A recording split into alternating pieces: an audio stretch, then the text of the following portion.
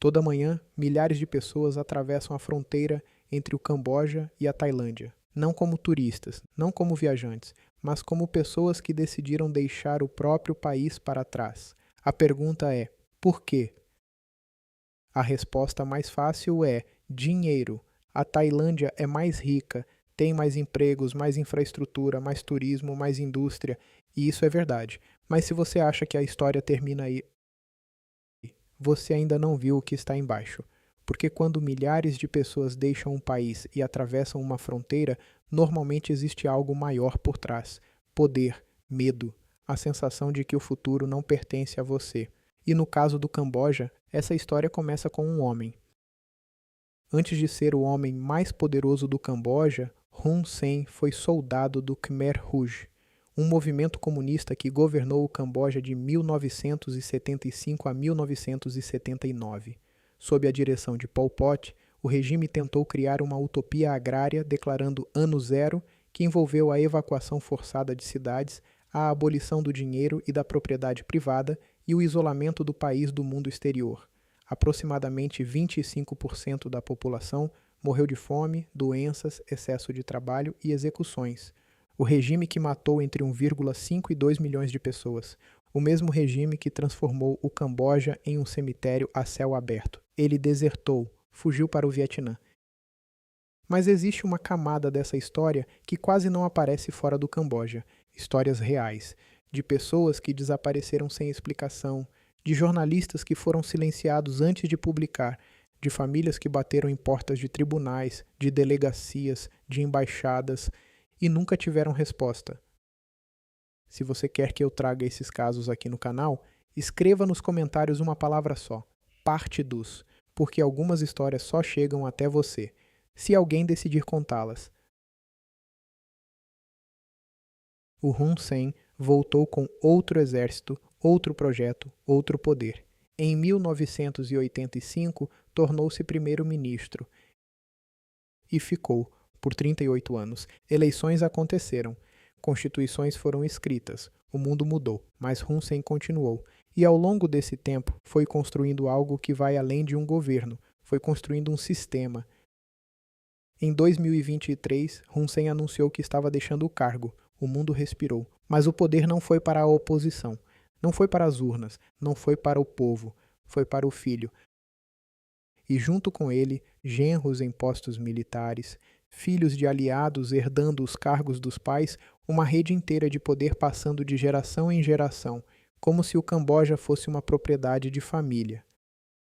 Críticos chamam isso de sucessão dinástica. O governo chama de continuidade institucional. Há uma divergência entre essas duas versões, e o que está no meio dessa divergência são milhões de cambojanos tentando entender se o futuro deles vai mudar algum dia. Para entender por que tantos partem, você precisa entender o que foi destruído antes.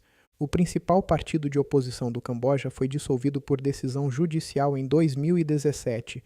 Não perdeu nas urnas, foi extinto. Seu líder, Ken Sokha, foi preso. Seu processo foi adiado indefinidamente. Ele permanece sob prisão domiciliar até hoje. O outro líder histórico da oposição, Sam Rainsy, está exilado na França. A imprensa independente foi sendo fechada, uma a uma, até que nas eleições de 2023, o principal partido de oposição nem pôde participar. Quando não há oposição real, quando não há imprensa livre, quando não há espaço para discordar, o que resta para quem pensa diferente? A fronteira. Não estou dizendo que todos que cruzam essa fronteira são refugiados políticos. A maioria vai em busca de trabalho, de salário, de uma vida menos dura. E isso é legítimo. Mas existe uma diferença entre migrar porque você quer e migrar porque você sente que não tem escolha. Em regimes onde o poder se concentra por décadas, a mensagem implícita para boa parte da população é simples: a mobilidade existe para poucos. Se você não faz parte da rede certa, do partido certo, da estrutura certa, suas chances diminuem.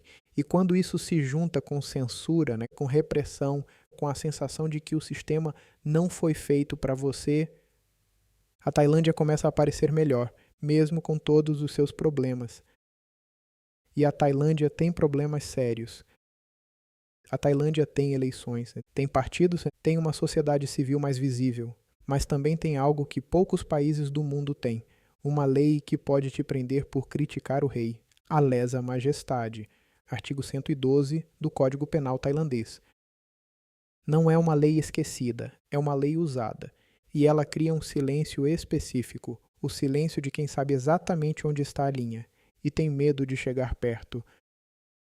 Em outubro de 2020, uma jovem ativista chamada Patsaravali Thanakitviboonpong marchou com outros manifestantes até a embaixada da Alemanha em Bangkok.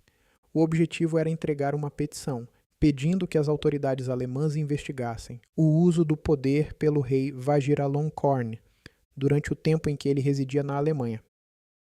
Por isso, ela foi acusada de difamação real e de sedição, uma das condições da sua fiança. Ela não pode sair do país sem autorização judicial. Anos depois, em abril de 2025, ela pediu permissão para viajar aqui para o Brasil, não para fugir, para participar de um workshop sobre direitos humanos e comunicação democrática, um evento com apenas 40 participantes selecionados no mundo inteiro. O tribunal negou, sem audiência marcada para o período, com plano de viagem apresentado, sem justificativa pública detalhada. Ela não veio ao Brasil e o mundo mal ficou sabendo. No Camboja, o silêncio é imposto de cima para baixo. Fecham o jornal, dissolvem o partido, prendem o líder. Na Tailândia, o silêncio funciona de outra forma. Você pode falar, você pode protestar, você pode discordar, mas existe uma linha. São dois sistemas diferentes, dois tipos de controle, dois tipos de medo, e no meio dos dois estão pessoas tentando viver. Por muito tempo, a Tailândia foi o destino natural de quem fugia do Camboja. Mais espaço, mais oportunidade, mais distância do regime, mas isso está mudando. Segundo relatórios da Human Rights Watch, a Tailândia passou a deportar ativistas cambojanos, que tinham status de refugiado reconhecido pela própria ONU. 5 dos 6 deportados em novembro de 2024 tinham esse reconhecimento. Foram devolvidos mesmo assim. O que aconteceu com eles depois? Não foi possível localizar registros públicos sobre o andamento dos processos no Camboja. Essa é uma das lacunas mais perturbadoras dessa história. E então, em 2025, o que era tensão se tornou guerra. Tailândia e Camboja entraram em conflito armado, mais de 100 mortos, mais de 500 mil pessoas deslocadas, a disputa oficial, templos históricos na fronteira, linhas mal demarcadas desde a era colonial. Mas analistas apontam algo além da geografia. Na Tailândia, crises externas costumam fortalecer os militares. No Camboja, um inimigo externo reforça o discurso de unidade nacional. Há uma divergência entre a explicação oficial e a análise política. A versão dos governos fala em soberania, a análise crítica fala em instrumentalização do nacionalismo. Provavelmente as duas coisas coexistem. E no meio desse conflito, quem paga o preço são as pessoas que já tinham pouco. Existem perguntas que este vídeo não consegue responder. O que aconteceu com os 6 ativistas deportados? Qual é o papel real de Hun Sen no governo do filho? Existe um acordo formal entre Tailândia e Camboja para trocar dissidentes? Não foi possível localizar registros públicos que confirmem esse acordo. A Tailândia nega que ele exista. A Human Rights Watch documentou o padrão. Às vezes, a ausência de resposta já é uma resposta. Hun Sen moldou o Camboja moderno, mas também criou um sistema onde estabilidade e controle. Seu filho herdou o cargo, a oposição foi enfraquecida, a mídia perdeu espaço, e muitos cambojanos passaram a buscar no país vizinho aquilo que sentem faltar em casa. Só que a Tailândia também cobra seu preço: militares, censura, lesa majestade e repressão a quem desafia certos limites. Então talvez a questão não seja qual país é bom e qual é ruim. Talvez a questão seja outra. Quando milhões olham para a fronteira e acham que o outro lado parece melhor, o que isso revela sobre o país que estão deixando para trás?